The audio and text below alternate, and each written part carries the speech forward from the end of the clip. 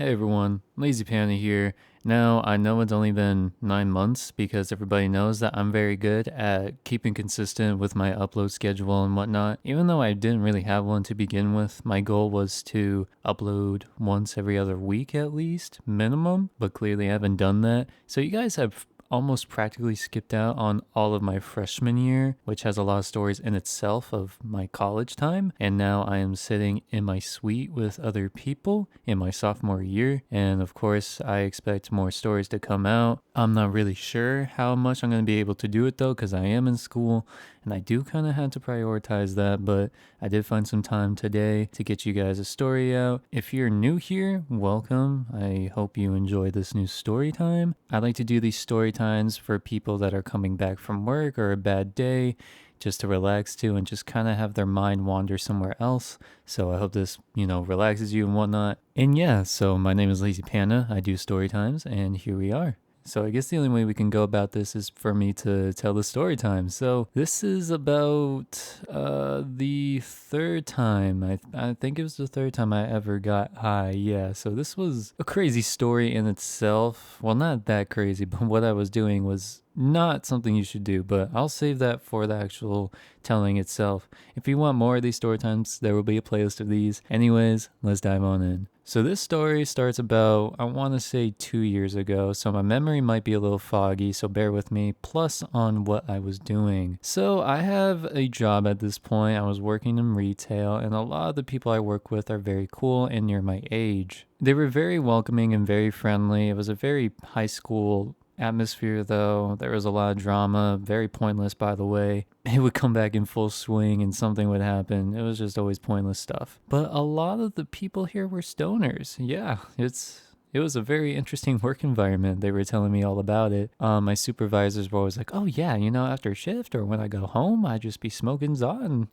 call it a day. I order DoorDash, watch my show, and go from there. Meanwhile, I go home, I eat, and I go to sleep and go to school the next day. And back when I was still in high school. So just try to remember that these people are way more experienced. They have way more years ahead of me on this stuff. Well, I say that, but like maybe 3 to 4 years ahead of me anyways. And at this point, I'd only done it 2 times prior. So my experience with it is very still new. I didn't know what I was doing at this point. So this was another regular shift. There was nothing really special or different about it. I went in, I saw my supervisor. We'll call him Brady. We'll call my supervisor Brady. He was really cool. I really liked the guy. Some people had problems with him, but if you caught him on a good day, he was really chill. He was really open, very vocal, and he wasn't strict at all, which was really nice, especially when I was newer. So he was really cool. So shout out to Brady for that. But he was the supervisor that was closing with us for the night. And during the shift, he was just telling me about like his experience of doing it a bit and how much he enjoys it. And then I tell him about my first time. Because at this point, I thought it was so cool because I could finally tell somebody like, yes, I've done this. I have the experience now. I have a story to tell. So he hears me talk about it and he's like, oh, well, dude, that's awesome. I mean, if you wanted to, like right after the shift, like you could do it with me. I was like, for real? And he's like, yeah. Now at this point, I wasn't really sure because I didn't want to get too much into it. I didn't want to get addicted, which sounds probably stupid now. But at that point, I was very new. I didn't know what I was doing or talking about. So I wanted to be safe. And originally I was like, nah, I'm all set. Like, I don't really want to like do that. I think I'll be okay just sober and stuff. And sometimes I would drive my coworker back home because he didn't have a car. So especially being sober, it was more important for me to be that way so that I can drive him home safely because I wouldn't want to drive him, especially while high, let alone a new person being high and not used to that feeling. So we go through the shift, whatever. We talk about the most random things. We check out the customers. We go about the shift and I deal with some annoying customers. I remember that. I wish I could tell you the specifics of what it was exactly, but I can't. All I can tell you was whenever it came to a return, they would give me a hard time. I'd be like, it's past the actual actual return date. So we had to give you a gift card, and they're like, no, I want my money. And I'm like, I can't give you your money. That's the way this works. And so I have to call my manager over, and then they would get annoyed with me, annoyed with the customer, blah, blah, blah, blah, blah. I was like, this is stupid. And I don't know if it was this shift or a different shift, but there's been a few times where the men's bathroom would be disgusting, if you will. I worked at a retail store, not a gas station, not a school, nothing. And somehow, every now and again, it would be just feces on the wall, on the toilet seat, near the handle, and we would get reports about it. And somehow, almost every single time, I was the lucky one to pick up after it. So I got to clean up after a grown man, most likely. Or when I would go in there, I would see the packaging for phone cases, and they would put it on their phone and just leave the packaging behind. So that was another method I learned while cleaning up feces as much as I was. Now, the great thing is they would flush. So that's a plus on that part. I don't really know how to feel about it, but there was that. But don't worry, I tried to take all the precautions I could. I put my gloves on, I put my mask on. I was not taking any chances. I'm dealing with someone else's feces, something that came out of their body, right? And it's disgusting. I don't want to smell it, so I breathed through my mouth. I was a mouth breather. I had to do that and clean it up and deal with it. It was gross. I would not recommend it. If someone asks you for that, you better ask for a bigger pay. That's what I would say. If someone asks you to do something like that, to clean up after someone like that, you better ask for a bonus, a tip, something, whatever your job is, because there is no way that you should be paid minimum wage in cleaning up after someone. But that's my take. Anyways, aside from that, I was very frustrated and I was very annoyed, and I was just stressed. That's all it was. I was very stressed. I wasn't very comfortable, and I wanted the shift to be over with. I just wanted to get through it, go home, and go to bed. I didn't want to be here anymore. I wanted to clock out and go home. So honestly, at this point, I was like, you know what? I'm stressed out. I need a way to decompress. So after a few hours, I go back to my supervisor, Brady, and I tell him, look, you've been seeing what's going on with my shift. I've told you what's been going on. Honestly, I changed my mind. You know what? We're going to do it after work. We're going to go in your car and we're going to do what we need to do. We're going to handle business. He was like, really? Word? Okay, awesome. That's great. So we get through the shift. It's whatever. We finally clock out. And I'm like, yes, now I get to do this. My buddy has his girlfriend at the time being like, I don't want you to partake in it, talking to him. And he's like, okay, I won't partake. And he didn't, which was respectable. You know, I didn't have a problem with it. My supervisor didn't either. So he was waiting while Brady and I were in his car.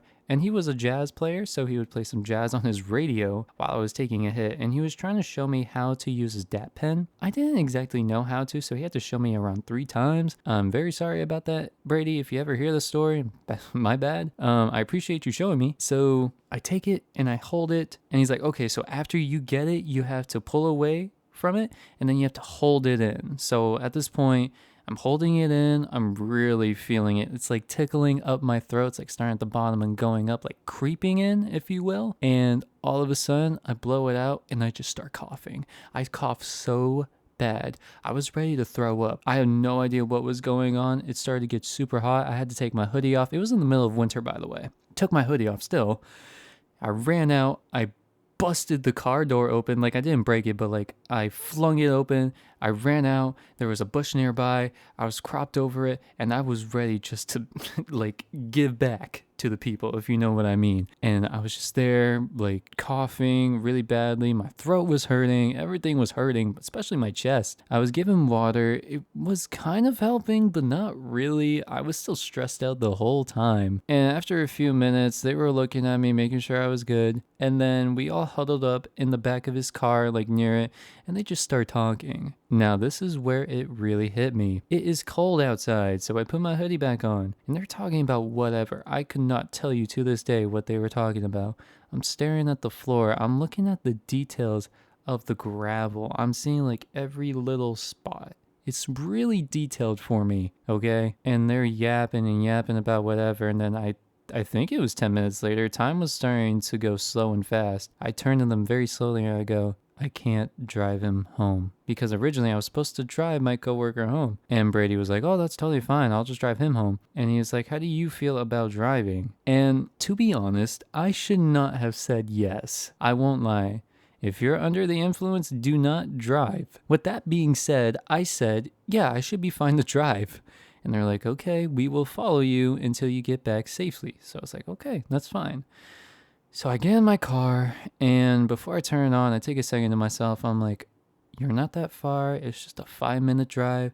You'll get home, you'll eat, and you'll be totally fine, and you'll be chilled out. So I back out of my parking spot, I leave my job area, and I start heading home with them following me.